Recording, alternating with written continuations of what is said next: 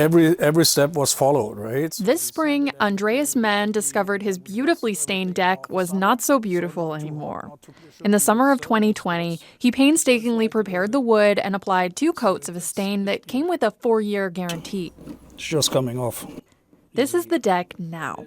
Mann complained to the company, and they offered some compensation, with a catch. They wanted me to sign a waiver that I will release them from everything, but I have to sign it in order to get reimbursed.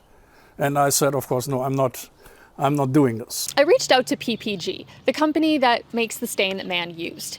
They said the stain is satisfaction guaranteed for 4 years on decks, but it has to be applied and maintained according to the directions on the label.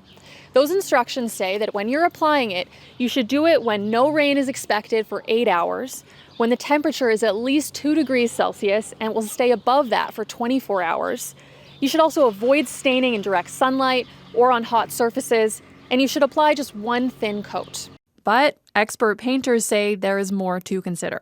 So here, as we pull it up, you can see it's bringing up the old stain. Our winters, our weather, we seem to get a lot of moisture in the spring, which doesn't help with the wood. Ebert says prep work is the most important part of the process. First, he tests the wood's moisture. It should be between 12 and 15%.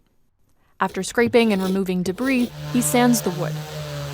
So when sanding it, I like to go with a coarser sanding paper at the beginning, maybe a 60 or an 80, and then before you're actually going to be doing the staining, finish it off with a 120 grit, something finer. When staining, it should be between 15 and 24 degrees, with no rain or frost in the forecast for a few days. And if you want the stain to last, I also do recommend, and this might sound a little bit weird, but prior to winter time, if you tarp your deck, it gives it a much longer longevity versus if you don't tarp it and the snow and the ice and melting. Follow all these steps, and Ebert says a deck should last 3 to 4 years.